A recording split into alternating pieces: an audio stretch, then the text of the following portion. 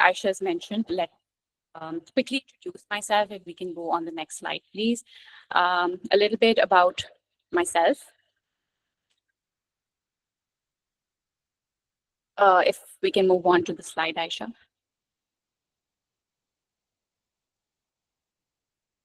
Okay, so a little bit about myself. My name is Hafsa Khatib. As you already know, I'm a Chevening Scholar of 2023 cohort. I did my master's in International Public Relations and Global Communications Management from the Cardiff University. The snapshot that you're actually seeing is my school, which is the School of Journalism, Media and Culture, where I stayed for about a year, did my master's, and then came back to Pakistan after a year. Next slide, please.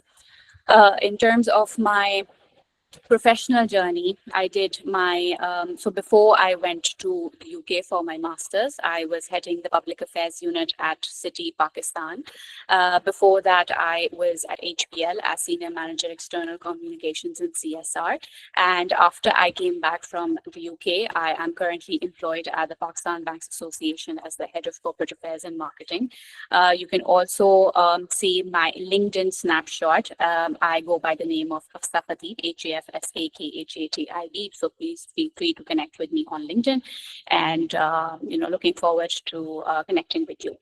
Next slide, please. So Aisha, you're running the slides. I think you're just, so I've put it in a sequence format, but since you're running it, well, let's just not do that. So the reason why we wanted to have this session early on is because we wanted to talk about starting early on and having that sort of a head start before all the applicants, start writing their applications when the application window opens in August. The reason why I wanted to have this session very early, and we're still in June, it's the 15th of June, we're still ahead of the application timeline before it application window before it opens, is to help you understand the significance of this scholarship. So last year, I'm just stating out the statistics to actually help you understand the scope and scale of this scholarship. 70,000 applications were received by Chevening, and only 1,500 were awarded a Chevening scholarship. This is a highly competitive scholarship with a global acceptance rate of 2% only, which is lesser than the Harvards and the Yales and all the Ivy League institutions and the top universities across the world. So it is that competitive. For Pakistan, next slide, please. There were 2,000 applications that were received last year. And out of those 2,000 applications, there were only 46 people who were awarded a Chevening scholarship. Are the slides running on time? I can't see anything. Okay. Yes, thank you. So only 46 people were awarded a Chevening scholarship. So of course, that also adds up to about 2% of the acceptance rate in Pakistan. So just to let you know, Pakistan is one of the most applied from country for Chevening applications, and people are increasingly applying a lot of have increasingly started applying from Pakistan, and it is now becoming extremely competitive and tough as the years go by. Next slide, please. Another thing that I wanted to ask you guys is maybe with a virtual raise of hands and show of hands, how many people are applying for the first time? Whoever has joined in this session, I just ask in terms of how many people are applying for this scholarship for the first time. Just feel free to use the chat box so I know exactly that in terms of how do we want to navigate the session as we go by. Are you applying for the first time? Is it not your first time? Have you applied to Chevening previously? Just very curious. So Mariam is saying that she's applying for the first time. So yes, there are a lot of first timers for Chevening. Okay, so we've got 2 responses where people are saying, okay, 3 responses where people are saying that they're applying for the first time. Okay, Shazal has said that she's applying for the second time. Okay, now we've got tough competition in terms of, how many people. So we've got quite second timers as well. So yes, first time. So, Okay, so more of the people are applying for the first time. Okay, so that's fine. So number of attempts. Aisha, if we can move on to the next slide. I can't see slides anymore. Hafsa, can you please wait for some seconds? Actually, power just went out, so I'm just trying to shift it to another laptop. Uh, okay, let me just try and put the screen up myself. Sorry about this, guys.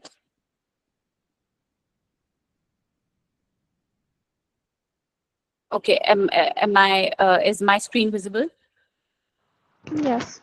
Okay, so how many people? So we've answered that there are people who have said that they've applied before the second time and number of attempts. So I think more or less there are people who have applied 2 times.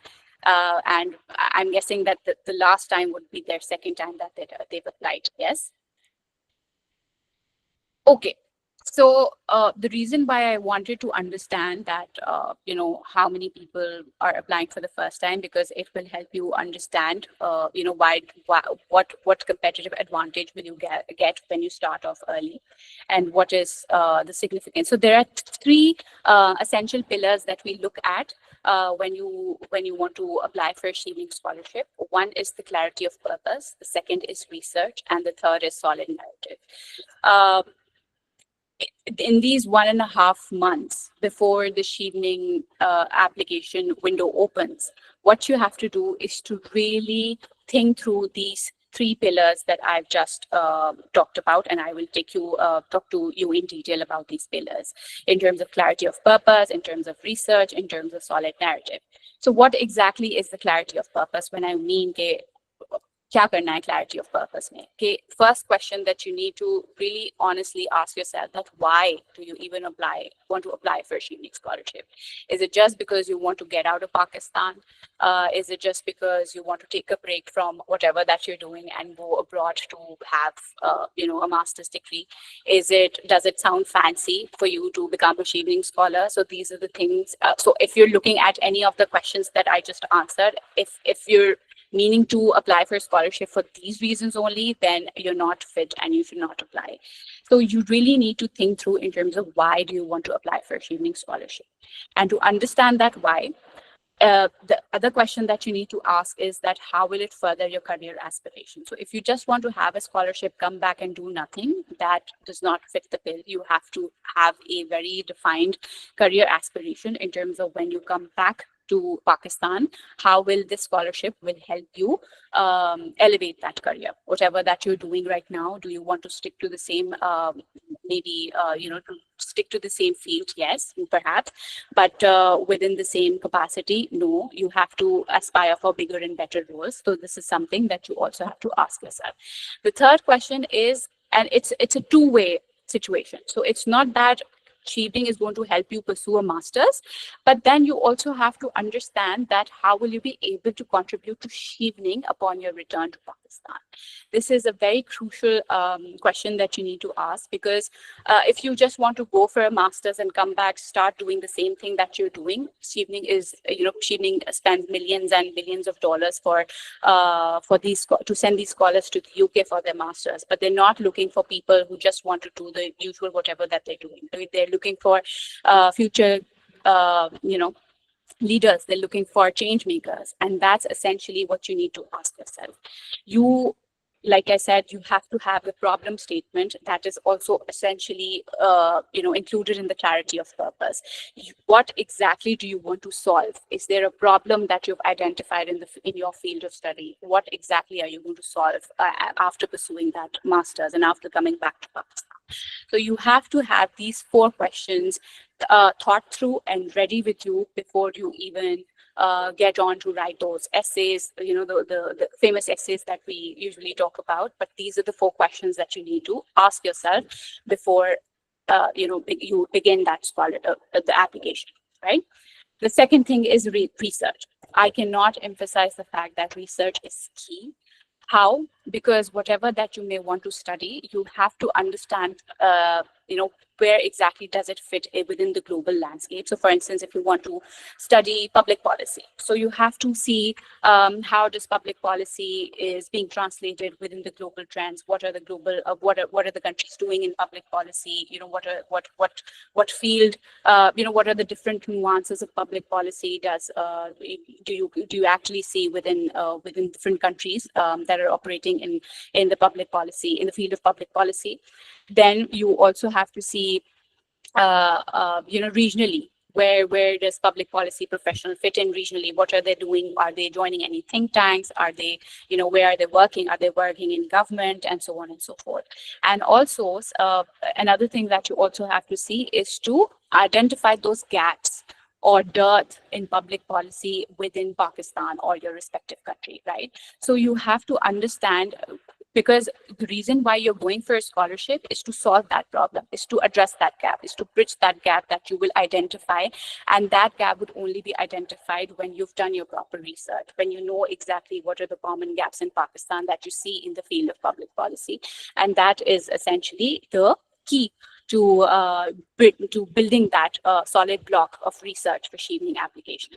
And once you've done that within that area of study, what you need to do is to identify any universities and course choices that you would pursue for a master's, and that will help you study public policy and bridge that gap through those particular course choices that you will take, and come back to Pakistan and serve within the field of public policy, whether you want to join a think tank, whether you want to join a government department, whatever that you might want to do. Your university and course choices will help you drive that, that trajectory that you have in mind. Thirdly, a very solid narrative building that we want to talk about here. What do I mean by narrative building? So once, yes, you have identified, you have thought through the answers in terms of, what do you want to do. You've also researched in terms of, your specific field of study. You've researched well, you have the numbers, you have the statistics, everything else is sorted. But how do you bring those pieces of puzzles together? That is only be doable, that you can only do through very solid narrative building. What do I mean by narrative building? Is that whatever that you will draft in those essays, it has to have a very solid storytelling element. So you just can't write without having a story. It's important because, readers are more, the reading committee are more inclined towards see how passionate you are in your master that you want to pursue abroad. And how will you be able to do that is through a very solid storytelling trait that you will put in your essays. The second thing is that be specific while narrating your examples. If you've, for people who have applied for the first or the second time, in your examples, you have to be extremely narrative. In your examples, you have to be extremely specific in terms of what you're saying. And how can you be specific is by showing impact, by using numbers, statistics, and percentages to give a better perspective for the readers to assess the impact of your efforts, right? So you may write a very superfluous sentence that, you've done this, that, and the other, that, it was very impactful. It was very, we did a solid campaign and very robust campaign, but you would only be able to give some context to the reader when you put in numbers, when you put in the before numbers, before you made any effort, and when you put in the after numbers, after you've made that effort, right? And one thing that really helped me in getting my Chevening scholarship, because I've been through the trial and error phase 2 times for applying, when I was applying for a Chevening scholarship. And one thing that really helped me getting some method to the madness is using the STAR method. I'll come to that in terms of how to use that STAR method when you are writing your essays. So STAR method will help you put that narrative and story together. And how will you be able to do that? I'll come to that later on. But for people who don't know what are the 4 Chevening essays, so basically Chevening is looking for 4 areas where they want to understand and assess that if you're a powerful candidate or not, if you're eligible, and if you are strong enough to have that sort of a Chevening stamp on you. So the 4 essays that they're looking at is leadership and influencing, where you will have to effectively demonstrate your leadership and influencing qualities through evidence-based examples. Networking essay to demonstrate your effective networking skills through evidence-based examples. When I mean evidence-based examples, is exactly that. You have to give specific statistics, numbers, things that you can actually tell the reader that this is the evidence that I'm giving in terms of putting those numbers across as evidence, right? And study in the UK to elaborate on 3 universities and 4 choices that you'd want to study in the UK. And also the 4th essay is going to be to elaborate your career plan after your master's degree and upon your return to the UK. Return from the UK. So these are the 4 essays that Chevening asks you to write, right? So for those people who have already gone through once through this very daunting Chevening application process, what we need to do is to audit your application. How would you audit your application is to go back to your application and see what exactly are the gaps can you actually identify. So some common mistakes that really hinders your your way of going about Chevening application and also making it through to the interview phase is that don't give superfluent sentences. I've been mentoring a lot of people. People give me a lot of essays to vet. And one common mistake that I see that people use very good language, very good grammar, very, very nicely worded paragraphs. But those paragraphs won't mean anything if you don't put numbers, percentages, or give the very solid evidence in terms of, what did you do in terms of effort, in terms of, whatever that you were doing, right? So don't give superfluent sentences. I'll come to that when I say that don't give superfluent sentences. Back your arguments again with numbers, stats, and readers, because, in my first application, I just did exactly, I beautifully worded essays I had written, but I had not given them any context. I had not given them any numbers. I had not given them any statistics to understand what exactly was my impact, or what exactly was, the impact that I was making, or what difference did I make? So that was one common, error that I continue to see again in the applications and the people who ask me to review their essays, right? So don't do this. Another thing that I also see in terms of your post-study career essay is that you give very unrealistic career aspirations. That okay, if you want to study data science, you can't go in NASA to work in the first year after coming back from the masters, from your masters, right?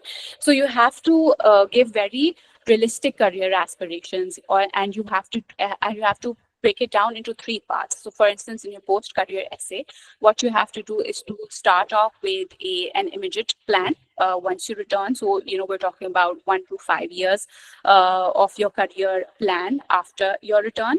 And then the second phase would be 5 to 10 years after your return, like, gradual process in terms of, how do you want to build your career through, through that very steady process. And the third phase is going to be 10 year onwards, that where exactly do you see yourself? Like, would you want to join a government entity? How would you be able to be fit that bill of becoming a leader for Chevening, right? So this is something that they are actually looking for.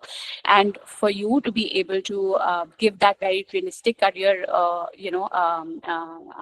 narrative to your post-study career essay is using the SMART method, which is specific, measurable, achievable or attainable, relevant, and time-bound. And this is essentially what you need to do in all the essays that you would write for Chevening, right? Okay, so yes, what is the STAR method? So we just talked about STAR method, and I told you that what helped me really understand how to use the STAR method and have that sort of an effective narrative for Chevening. So a STAR method, basically, if for those who don't know, is an abbreviation of situation, task, action, and result. What do you mean by situation? When you give context and background, describe what the situation was that you were into. What was the task at hand that you were given? What action did you take? And what was the result of your action? So the STAR method is broken down into 4 segments. When you have to elaborate on a situation, what was the task at hand that you were given? What action did you take? And what was the result of that action? Yes. Let's look at the STAR method through an example. So this is a very basic example that I've put together. I'll just read it out and then you can just follow through. Our school noticed a decline in reading proficiency among elementary students. This is a situation that a candidate is basically providing. Yes. I was responsible for developing a reading improvement program. This is the task that we've just elaborated on. I launched a reading challenge that involved parents and set up a library system with diverse reading materials. This is the action that we just wrote, right? And due to my efforts, reading proficiency scores improved by 15% and student enthusiasm for reading increased. This is the result. So it's a very rudimentary, very basic example of how to write that STAR method. But of course, you can't give like 4 sentences to Chevening and expect them to give you a scholarship. That's not how it happens. So let's see in a real life example, how does the STAR method work? Yeah. Number 1, and how to make that STAR method impactful. Okay, I'll read it through. Our elementary school was facing a significant challenge with declining reading proficiency affecting over 300 students. This is the situation in the STAR method that you just talked about, right? I was tasked with developing an effective reading improvement program to reverse the downward trend and enhance literacy skills across all grade levels. This is the task that was at hand. To address this, I initiated a multifaceted reading challenge and engaged over 200 parents through targeted workshops and regular communications, ensuring their active participation in their children's literacy development. Action number 1. Action number 2, simultaneously, I spearheaded the creation of a library system. I reached out to multiple book donors by asking them to donate value-added books for children across various genres and reading levels. This was action number 2. Action number 3 was, moreover, I coordinated with teachers to integrate these resources into daily curricula and arranged regular reading sessions by helping them initiate storytelling sessions and book fairs to cultivate a vibrant reading culture. This was action number 3. So you are giving the actions that you took, right? But you see how it's putting everything together in the form of a certain template that you can actually see with STAR, right? And what was the result? Let's see. My initiative led to a remarkable 15% improvement in reading proficiency scores within just one academic year. Number 1. My efforts led to a functional library with over 1,000 donated books. Number 2. Additionally, the renewed interest in reading was evident as student participation in reading activities increased by 40% and the library circulation doubled, demonstrating a heightened engagement among students. This was the result number 3. So if you see across the STAR method, what I've tried to do is that I have also tried to put into the statistics and numbers, right? And you would only be able to make your essays more impactful if you are able to show and demonstrate how you started off with a problem statement and where were you in terms of the problem, and how your actions drive how your actions were able to show the significant improvements in terms of numbers, statistics, percentages. And that's how you put the STAR method together in the form of situation, task, action, and result. I will take further questions if you have around STAR after this session or after I'm done through the presentation, and then we can perhaps address any questions that you might have on STAR.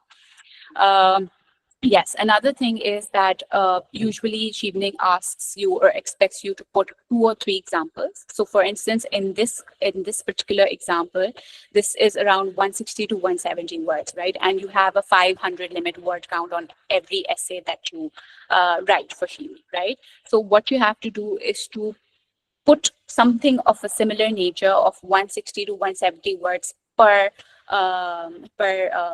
example that you're quoting, and this will give you at about like 2 examples that you can perfectly narrate within your application and within that essay, and with a closing and an opening up to that essay, right? Okay, where to use the STAR method? these four essays we've already talked about. You can always use the STAR method in these four essays. There is a very detailed post that I have made on STAR method. You can just go, feel free to go on my LinkedIn profile and check in terms of, how to use that STAR method while writing four essays. Okay. So this was basically the main elements that I wanted to talk about in terms of, the STAR method, how to approach that, how to approach, how to do your basic solid research. But what exactly is the Chevening timeline for 25 and 26? We are 1.5 months away right now, but the application will open in August. So what I want you to do before the applications open is to go through the three pillars that I just talked about. Ask yourself, why do you want to apply for a scholarship? How will you give back to the community once you have that scholarship in hand? And how will it further your career aspiration? And also back that up with, and of course, do your thorough research in terms of your chosen field of study. And also start thinking around the narrative that you want to build for your essays, right? Don't write anything. Don't start off with writing your essays. Don't do anything. Just 1.5 months of actually going back and forth in terms of, addressing those questions, doing your research and putting a very solid narrative structure in your head to be able to write that later on once the application is open in August, right?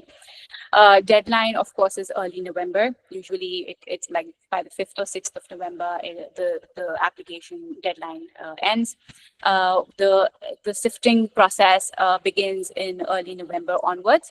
November onwards, the sifting begins for, and of course, the reading committee the reading committee assessments also begin by mid-November and January.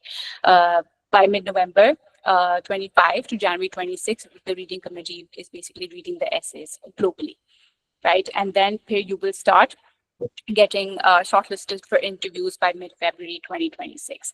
There's one deadline that you have to, so there are multiple deadlines, right? So there's one deadline for the application, so which is in November. What you have to do in that in that deadline is to just fill out all the information, the basic information that that Chevening asks you within that portal, along with the 4 essays that you will write for Chevening, right? Another deadline, which is close to February, yes, by mid of February or end February, is the deadline to submit educational documents and references.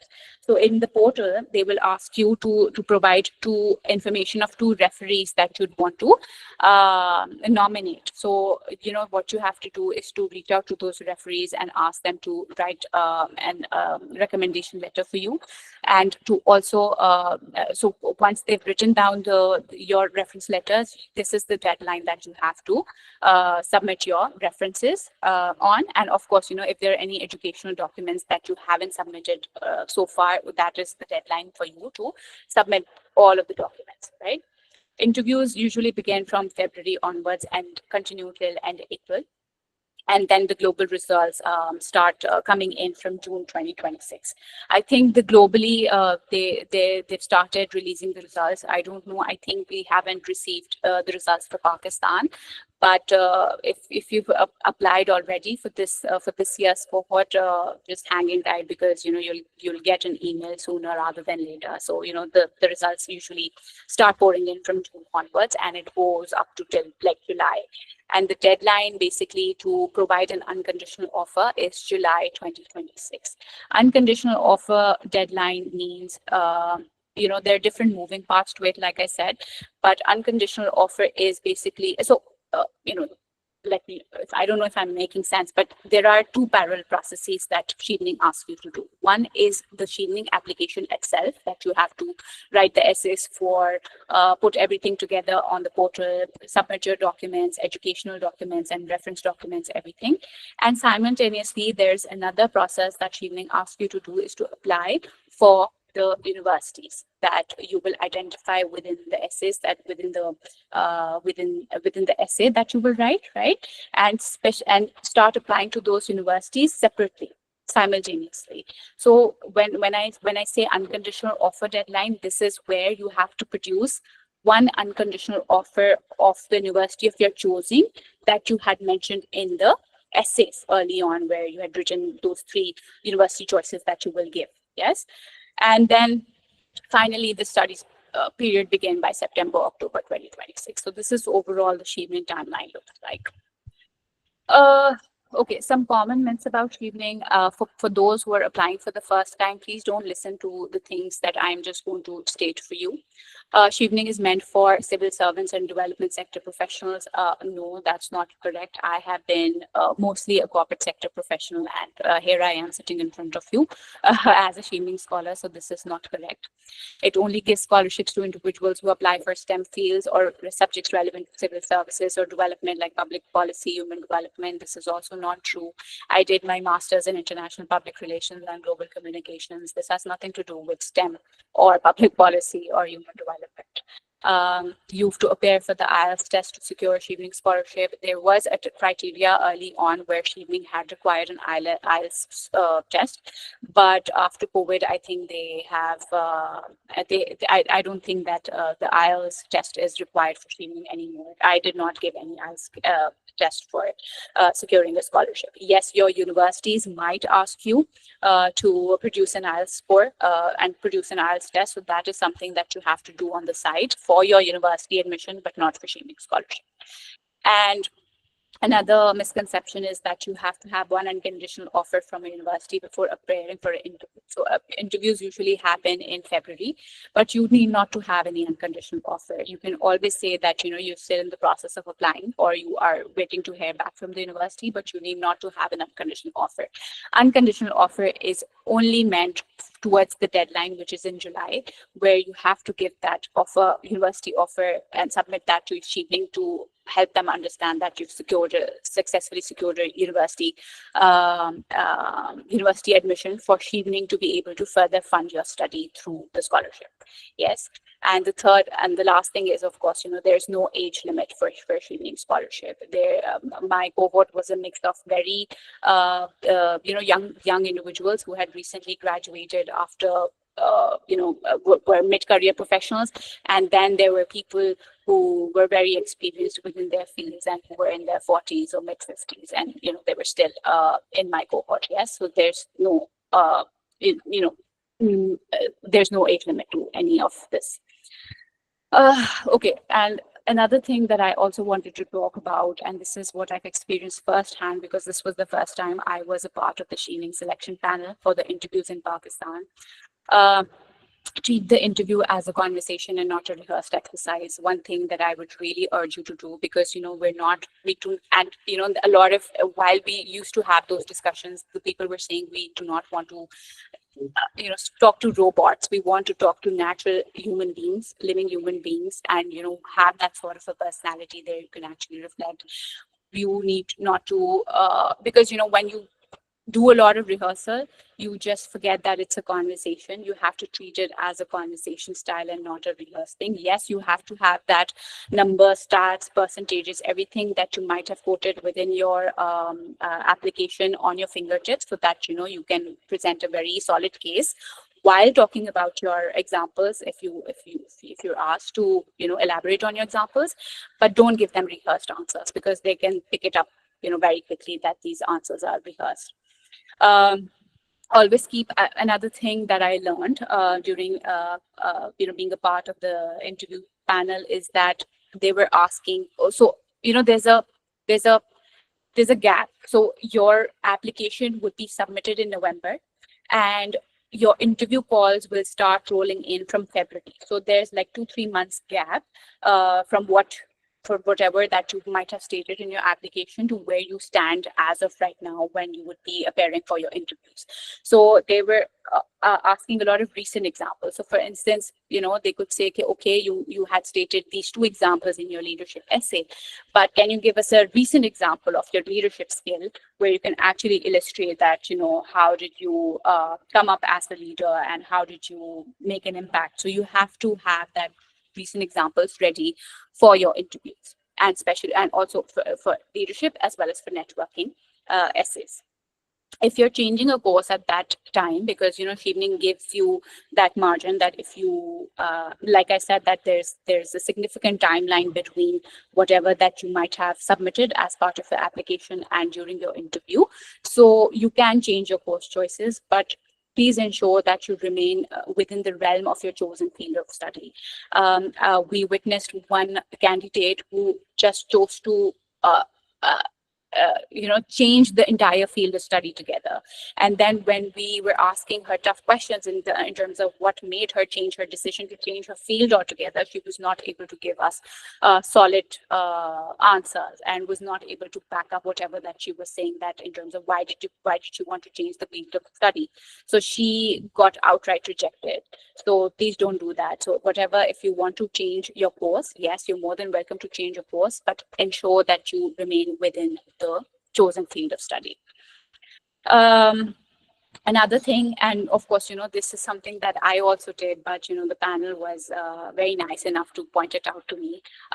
What we were doing is that while stating my examples, I was using a lot of we. So we did that as a team, and we did that. So a panelist stopped me and she said, "Okay, listen, we're not here to listen to what your team did. We're here to listen what you did. So always use I instead of we whenever stating your examples during your interview phase." Yes, that's very important, and they're tracking it.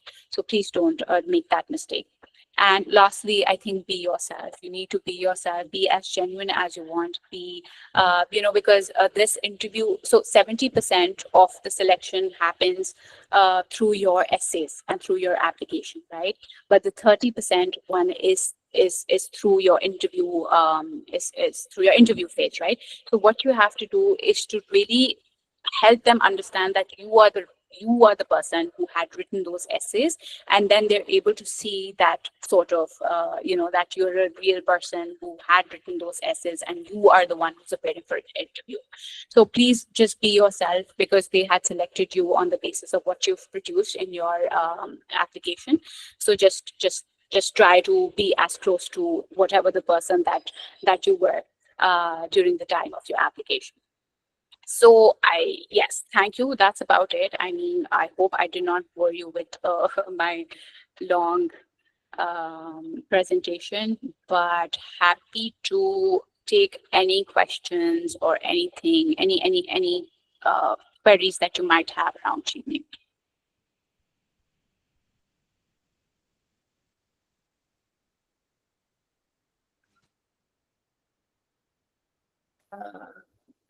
Can I start? Yes, please.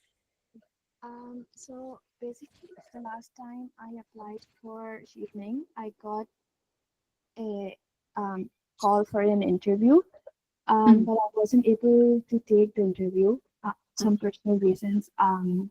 But do you think like I should mention them in my essays? How should I go about that? Okay, so Yamna, one thing is that for every application cycle, they assess you based on your current application. So even if you want to mention it, but it will just eat up on your word count. And that does not make any contribution in terms of, even if you want to mention it, that would not make any impact, because every application they see from a very fresh pair of eyes, and every reading community is very different from the earlier one. So it would not make any impact. Even if you want to mention it, yes, you can briefly mention it in any of the essays, but I don't think that it will make any difference. Okay, thank you. You're welcome. Amina has raised her hand.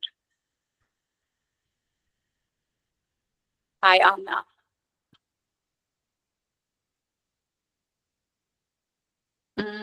Okay, so I think Rutba Iman has raised her hands first, so perhaps we might want to hear it from Rutba. Hi, Rutba.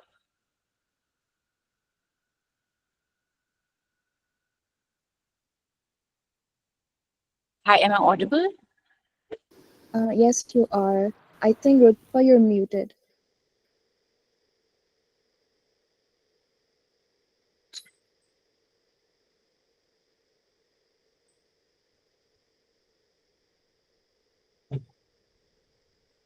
Okay, so Amina saying I'll type my message here. Okay, sure. Shazil Amir, if your mic's working, perhaps you can. Hi Hafsa. Hi, So Shazil. thank you so much for conducting this session. So I applied for Chevening last year as well, and I think I did follow the STAR approach, and I think I did quantify my examples as well, Hmm. but didn't make it through. So I wanted to ask if you'd be willing to like review my application.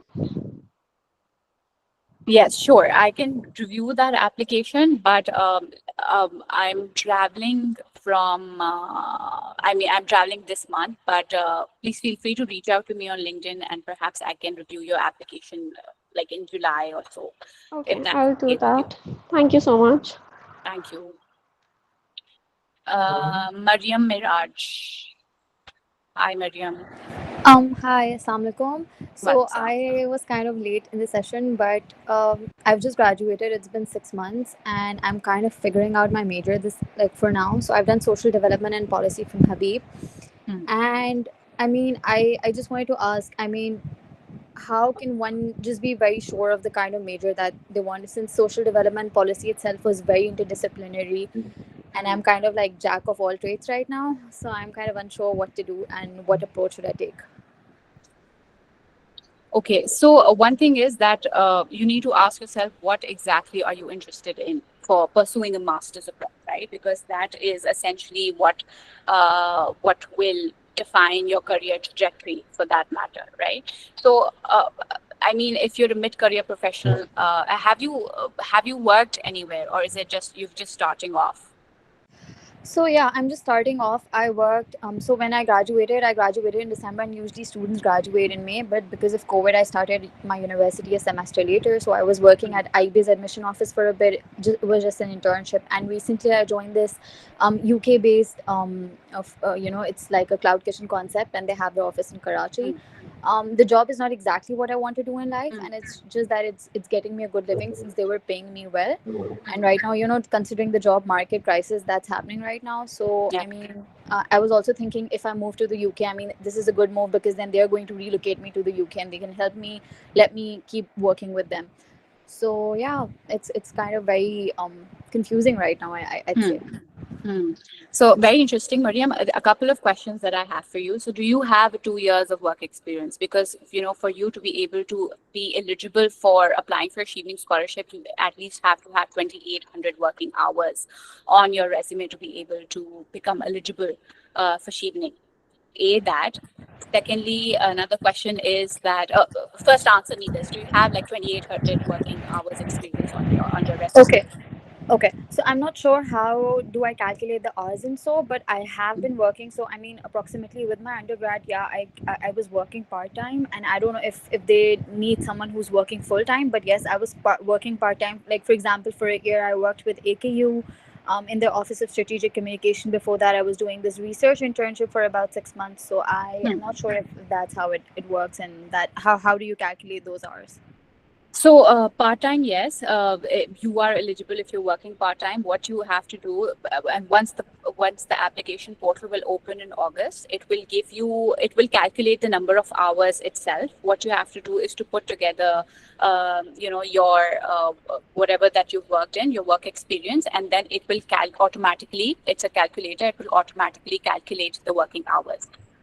Part-time, it includes part-time and full-time opportunities. It also includes volunteer opportunities. It will also include internship if you've done any in the past, right? But overall, I think if you come to think of it, because we don't know the working hours, it will calculate itself. But you have to have at least 2 years of working experience to be able to become Chevening eligible. And to respond to your second question is that for Chevening, it is imperative because uh, one of the very basic questions that I get and for people to apply for Chevening is that you think that it's an escape from your respective countries, because I get to see a lot of people, they say, okay, there's no potential in our country, and there's a job market, it's so bad, we just want to go to the UK. So if you're thinking along those lines, then unfortunately Chevening might not be the right route for you, because for Chevening it is important for you to come back to your country to serve for at least 2 years to be able to afterwards move on to some other country or some other region. But you can't do something like, with Chevening, you can't go to the UK and continue with your current job and then continue to remain in the UK for, doing your job. That's not something that Chevening is looking out for. They're looking for people who can come back and serve their communities for at least 2 years before they can pursue other things in life and move to other countries. Yeah. So, a last question, and then I would want somebody else to ask. But my point of view with the job was that since there are student employment opportunities, and it's not every time that you're going to get one, so I think this job would have helped me to work part time with my studies there. Yeah, So yeah, thank you so much, Hafsa. you're welcome. We've got Hamdan Ahmed. Yes, I'm audible. Gigi. Saigo Hamdan. Hi. Walaikum Assalam. Firstly, thank you so very much for your time, and it was a wonderful session. I guess it cleared a lot of things for me.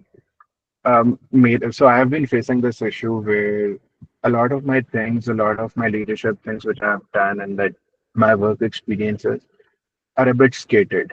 And when I last year I applied, it was in a hurry, and I applied it. But now when I see my application myself and critically evaluate it was going in all those directions, which it should not. So my leadership experiences basically comes in policy development. It comes in youth voices. It comes in youth democratic procedures. I've had the chance to write the preambles for one of the Sun laws as well. And then I started my professional career with the BCC firm, more towards the marketing side as well. And then it was somehow focused on the capacity building and outreach and everything. Then I was lucky enough to get into World Bank while I was in my bachelor's. So Okay.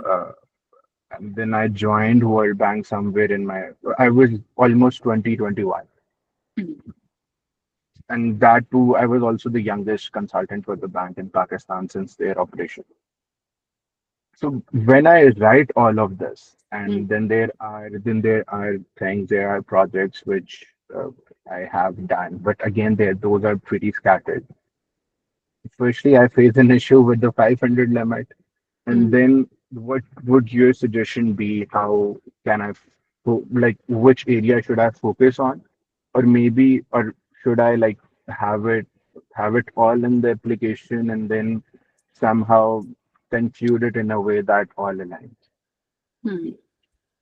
So a very valid question, Hamdan, because usually what everybody struggles is with the word count, with the 500 word limit, that you have to bear with. One thing is that one of the things that will determine what exactly would you want to put into your essays is what course do you want to pursue, right? So if you want to pursue your majors in public policy and policy advocacy and something along those lines, I would advise to use the essay, to use the examples that are more relevant towards policy advocacy and public policy and whatever that you were doing in that field, right? But another way of looking at it is also assess the impact you've made the most. Like, for instance, if you've worked for World Bank, I would definitely urge you to really write your World Bank experience, right? Within the examples that you will quote within those essays. So it's a bit of both. So what you have to do is to see and assess the examples that are most impactful. At the same time, are these examples that make a lot of impact, are they contributing to the trajectory that you might want to pursue later on? So there are two things that you might want to assess, because you can't put everything together in a 500 word limit. And how you can actually do that is that you can also break it into two parts. So 2 or 3 examples you can post that you can write in your leadership example, and 2 and 3 examples you can always do for your networking potential, right? But how would you want to create that narrative and build that narrative is something that, of course, that is something that's very personal. But you can always do that. But I would advise to see the most impactful ones, and also assess, with respect to what degree would you want to pursue for your master's, also from that lens as well. And just another question. I'm sorry if I'm taking No, a no bit of worries. time back. So also that while we're talking about the networking essay, so the reason I got into World Bank was through my networking. Okay. Um, there was someone from World Bank, a post like VP for the CMU Country Management Office Pakistan. They were there in one of my policy advocacy sessions, and then from there on, it built it on. And I wrote that in my networking essay as well. So, is it a good thing to write in your networking essay, or the networking essay should focus more on your networking skills to eventually influence the people, or let's say that being a leader in that? Yes, yes. I think that is essentially where you were going wrong. So networking, of course, again, through your networking, they are trying to assess that how strong are your networking skills. But and you've landed an opportunity, a brilliant opportunity through your networking skill. But that is something that's just related to you and your own self. What they're essentially also looking at for the networking essay is how did you help bring a vibrant community of bringing different players of the same ecosystem together to work for a unified motive and for a unified cause, and how were you able to do that? So that is a very important element that you have to mention in a networking essay, not just about your own achievements, but what did you do to bring people together to work for for a project. Perfect, perfect. And lastly, I'll ask for a small favor. If I'll work on my application this year, and if somewhere in early August you'll have time to review it, that would be a great favor.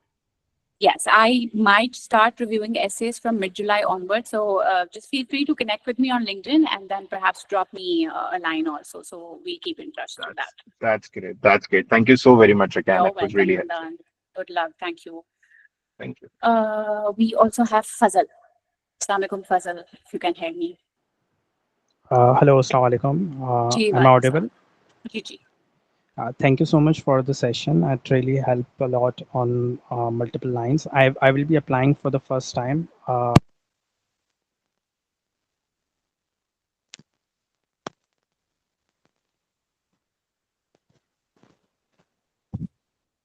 Your voice is breaking. So you're saying you're applying for the first time this year?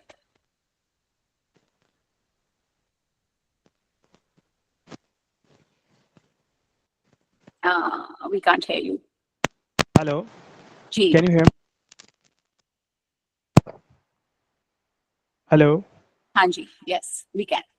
Okay, so my first question is when we are writing the essays, so at any moment, are for example, the using of Grammarly and AI tools and generative AI is becoming so popular. So if we try to concise our answers or bring the sentence structure into more proficient manner, are we allowed to use that, or would that wrongly impact our application? Okay, so if you answer, then I can ask a second question. Okay, so Fazil, I don't think I applied back in 2022. Chat GPT did not exist. So, but so yes, you can use Chat GPT because it's an effective tool to bring your answers, to answer your questions in a comprehensive, in a very precise manner, and in a way where human mind might not work that way. Yes, you can do that, but they also see the genuinity of a person, right? So if you are using Chat GPT in writing very mechanized answers that look like it's AI generated, then your application might not work. But if you just using it, if you're using these tools just to maybe make your answer more succinct, that's fine. But if you're just using AI to put together your answers, then they might be able to detect that you use something, because the essence of the the spirit of that thing just loses altogether. So just try and use to keep a very minimum use of these tools. I would say. Okay, thank you so much. And my second question is that my experiences are very so so I'm not sure that how do I compile all of the things? Is this the right time? I just compiling all of the experiences and then select out the best one to quote for the example, because they are all very diverse and scattered throughout the professional journey. I think your question is more or less similar to the conversation that I was having with Hamdan, I think. So yes, you might want to put together all your experiences together and see then what are the most impactful examples that you can quote in your essays. So what if an impactful example would be that if you can actually state numbers, percentages, growth rates, this, that, and the other. I think these are the elements that you also have to take into consideration before writing your examples. The more numbers that you can give in an example, the more impactful your example will become. So yes, but what from to begin with, what you have to do is to put together everything, all your experiences on a single piece of paper, and then try and see what examples do you want to quote in your essay. And also another thing that I just responded on the question that this will also determined by your master's course that you would want to pursue in the UK. So if you're applying for what majors are you looking for? I'm just curious to know. I'm looking for the education, especially science education. Science education. So if you're looking for, and have you identified any courses or any universities that? No, not yet, but I have to research about the university. I'm particularly interested in the middle age group or primary age group students for the education development. So if you're looking towards pursuing a master's in education, perhaps I would then say first, take out the most impactful examples, and then also see how you can weave that narrative within the trajectory that you want to take, within the course that you want to pursue in the UK for your master's. So if it's relevant, if it's related to education, then also try to sift the things that you put together from that aspect as well. Right. So like all of the universities are under the Chevening, or is there any specific list? How do we look out that for the courses list? Yes, so if you go on the Chevening portal, www.chevening.org, there are a lot of tabs, and there is one, I don't have it handy, but otherwise I would have shared it with you. But there is a section where Chevening tells you that what partner universities does Chevening have, mostly all across the UK. All universities in the UK are Chevening partner universities, mostly all of them. But you can write down those universities and actually put the name of the university and see whether it's Chevening eligible or not. And if they're not, then you can write to Chevening and ask them to make it, just as a query that, I went through the portal and I did not see the name of a particular university. Could you please let me know that whether I should be able to apply to this university for this particular course or not? But mostly, I think all of the major universities within the UK are Chevening partners, so you won't have to have that. I don't think that you'll face that challenge. Okay, thanks so much. And one last thing, like when do we need to apply for university? Like we have applied for the Chevening, already identified the courses, but what is a good time that we apply for the university as well? So for the universities, you have to do your research right, from the get-go, because in one of there is one essay that you will write for the Chevening application, which is based on the university course choices that you will take in the UK. So you will have to do your research, and then you have to identify 3 universities and their courses that you will take, and you will write about those within your the third essay, which is the university course choice essay. And then once, I would say right after you've submitted your application in November, to start applying to the universities, because the university also take their sweet time to respond and come back with any documents or whatever that they might require from you. And they will also, most of the universities do require an English language proficiency test, so that will also take a lot of time. But I would say that right after you've submitted your Chevening application in November, start applying to the university. Okay, thank you so much. Thank you. You're welcome. And Anul Hood. Hi. Assalamualaikum. Hi. Walaikum. Thank you so much for your time and this session.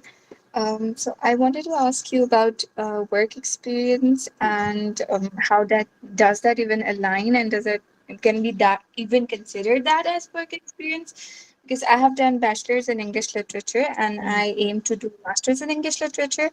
And in literature, we have this post-colonial studies branch where I want to like work as a researcher for Kashmir. Like not much of the work has been done on Kashmiri literature. And in the long term, I want to pursue teaching at university level.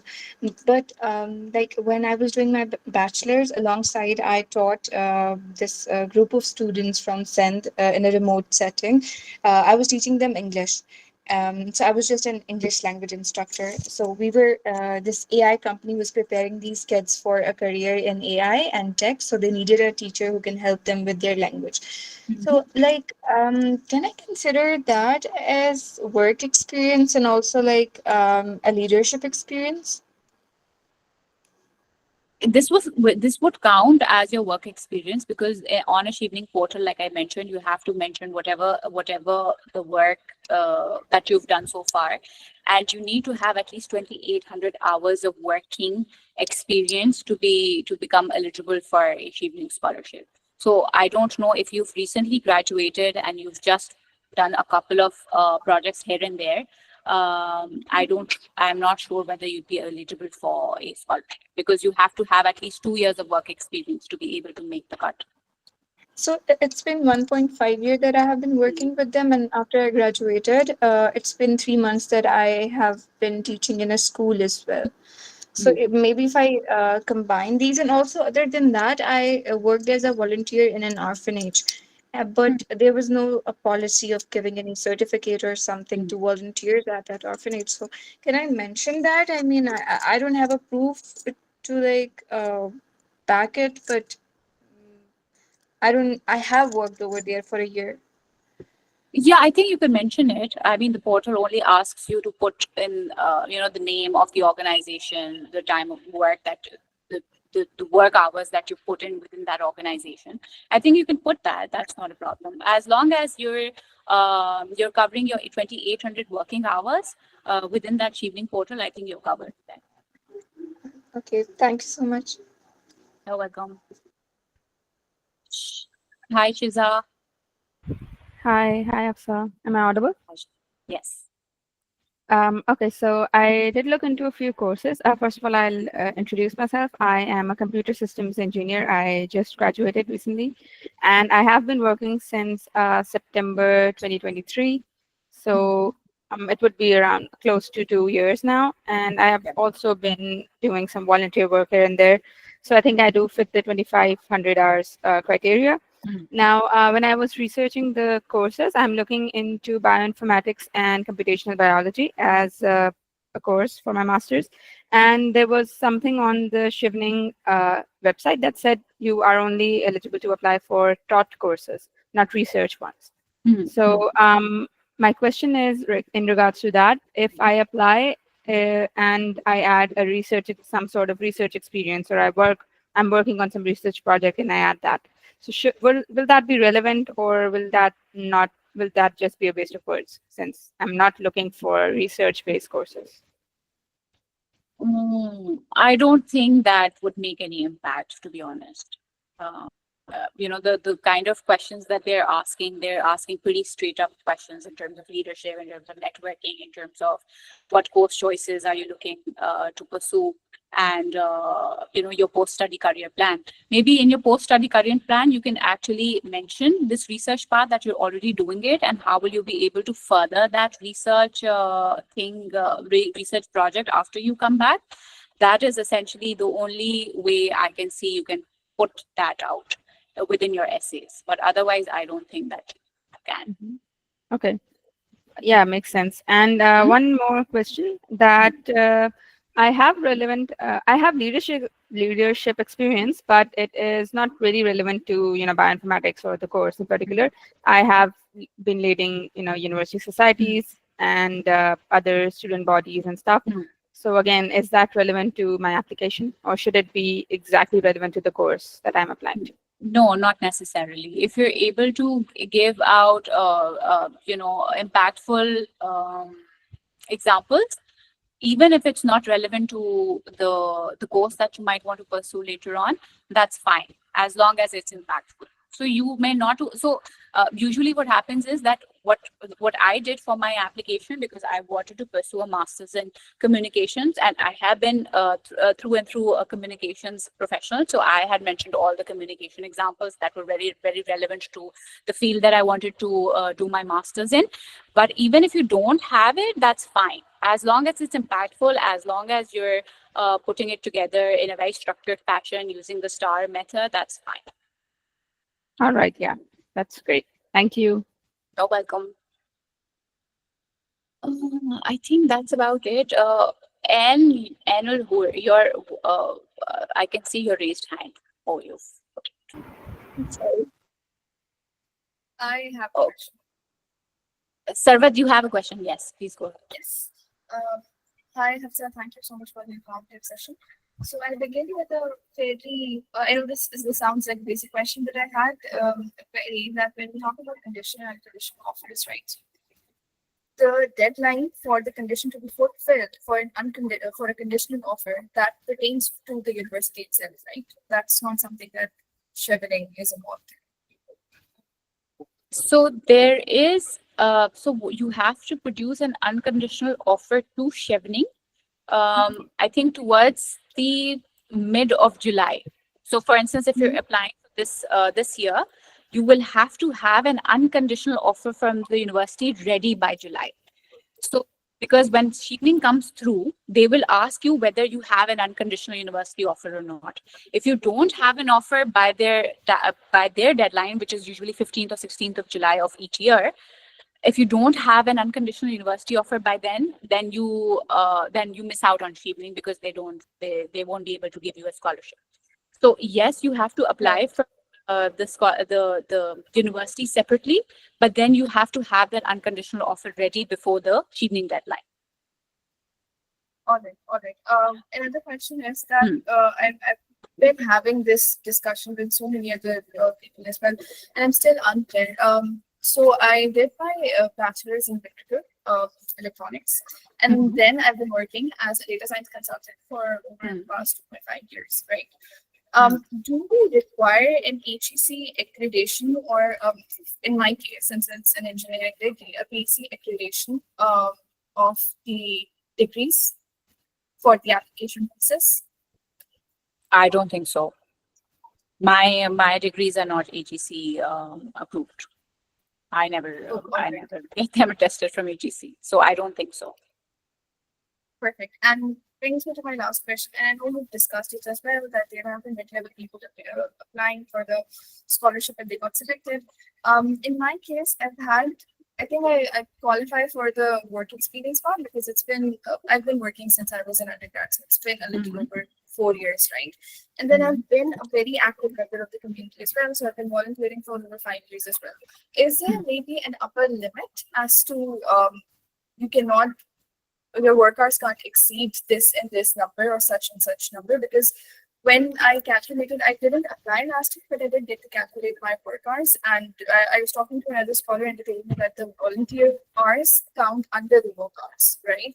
So when it all culminates, when you accumulate the two, there are a lot of hours. So there's no limit as to that, right? No, there's no limit to the number of hours. Like I said, because, since there is no age limit to apply for a scholarship, because my cohort was, mix of very recent graduates who had just completed the 2,800 working hours. And then there were extremely senior people who had been working for 12 15 years. So I'm assuming that, they did put in their number of working hours and it should be fine. So I don't think that there's any upper limit or upper cap for the number of working hours for Chevening. Perfect. And just one last question. My bachelor's, like you just mentioned, was in electrical, but I completely pivoted during my professional years, right? So I was reading about it, and it's not collected. It's not for Chevening alone, but in certain cases, universities prefer people who are applying for masters in relevant fields. I know what I want to do my masters in. It's business analytics, very similar to what I'm currently working in as well. So is there some sort of a condition that your bachelor's needs to be related to what you're applying for in masters, or if the professional years are connected to it, so we can apply? No, I don't think so. But what you have to do in your post-study career essay, you have to build that sort of, weave everything together. That what your bachelor's or your earlier work experience could bring, the elements that the things that you've learned in your bachelor's and in your work experiences, and how would you be able to bridge that together with your masters that you will pursue in the UK. But you have to have a very solid story around it. So that's fine if you don't if those two do not connect right now. But in your post-study career essay, I think you need to at least have a very, some sort of a thinking going on, that why do you want to pursue your master's in something, why your work experience and your education is, in a different bachelor's, it was in a different field altogether. Right, makes sense. Thank you. So lastly, just like everyone else, whenever you find time, I'd like to connect with you and have go through my essays just to identify the gaps that I might not be able to see. Absolutely. Please feel free to reach out to me on LinkedIn. Thank you. That's it. You're welcome. I think that's about it. Parag. Hello, Hafsa. I hope you're doing well. Thank you so much for the really, really amazing session. So I wasn't really planning to apply to Chevening, but based on your session and all the information that you've given, I just thought that I could maybe discuss my case with you, and then because now I feel motivated to apply. So my background is that I graduated last year in 2024, and I have a Bachelor's of Science in International Relations, and also I'm like from the girls flight team, so I've been managing that as well. So my background is that I completed my degree. I also went on an exchange program during the summers on the sister to sister exchange program, and went to Georgetown, where I studied on American politics. And I did a lot of networking there with research institutes, even went to the US State Department. And what I was able to do during one of the highlights I was able to do during that time was that I went to Stimson Center, which is like a research center and think tank in the United States, and I was able to leverage a partnership between my university and that research center, right? So I graduated, and I did some internships here and there, and before that I also used to work in an NGO, which I did for like a year or year 0.5, where I managed like youth conferences and women empowerment conferences, etc. So when I graduated with the gold medal, I mean, on the bright side, if you look at it, everybody looks at my profile and says, oh yeah, you've got an exchange program, you have a gold medal, this and that, it looks really bright. But then when I graduated, I thought that I would move right into my working life, but with everything that's happening within the work community right now, it didn't go really well. So I wasn't able to secure any full-time position, and also because like majority of the job applications that I applied for were mostly looking for a master's. So what I did meantime was I kind of like started Girls Fly with Aisha, and we did a lot of work during that time. And also with something that's happening right now, I might shift from the Pakistan team of Girls Fly to the global team. So I just wanted to know that with like the bits and pieces of work experience that I have, do you think it would be enough for me to be able to cover and showcase my work experience within the application and make it worth a shot that I should apply? Because generally I'm like into politics and defense, but my work experience is more related towards community service and education, and then finding my own nonprofit, which is Girls Fly, and then like expanding it. I mean, there's a lot of work that we haven't launched yet, but there's a lot of work that we've been doing on the back end.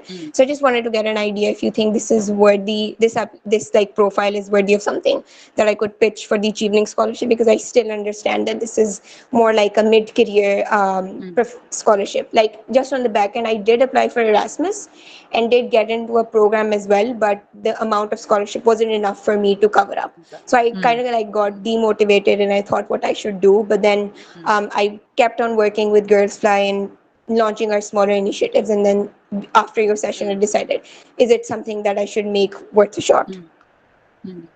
No, Parag, I think there are 2-3 things that you have to consider. A, of course, you have to go on the Chevening portal. Once the window opens, it lets you apply for the scholarship. Just go and put in the number of hours that you have put together with Georgetown University, that and the other Girls Fly, everything, and see if you're eligible for the scholarship. You have to have at least 2,800 hours of working to be able to become eligible for a Chevening scholarship. So do that.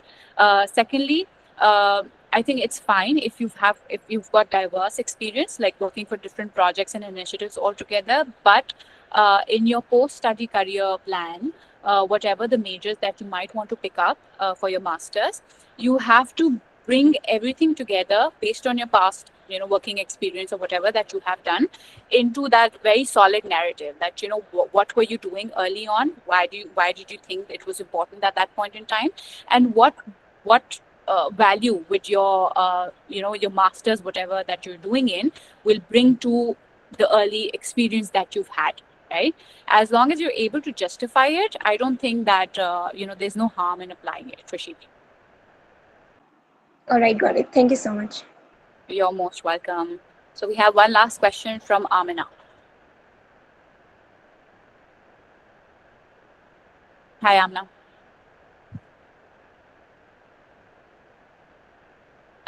You're not audible.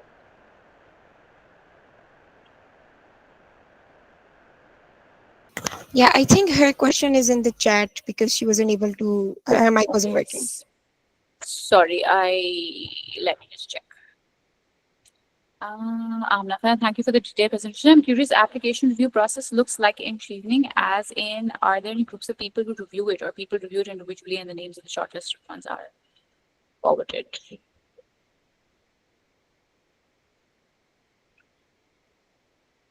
Are there any groups of people who review it? So no, we do that on an individual basis. There are a couple of Chevening scholars who are my friends, of course, I know who do that. So there's myself, there is Muzammil Patel, who is a Chevening scholar from the University of Edinburgh. I think he's a scholar of Chevening cohort of 2018. He does that. There is this another person, Unair Raza. She is a Chevening recent. She went after me. I think she went in 2023, if I'm not wrong, and she did her master's from Cambridge University. She does a lot of application reviews.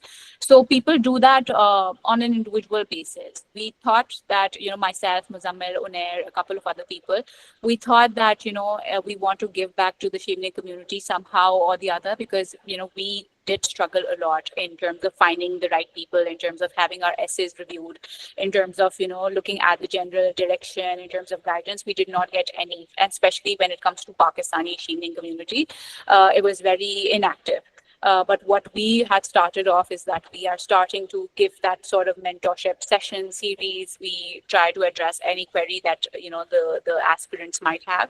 So there is to answer your question, there is no group, but you can identify a couple of individuals who are Chevening scholars who are doing that on a yearly basis. I hope that answers your question.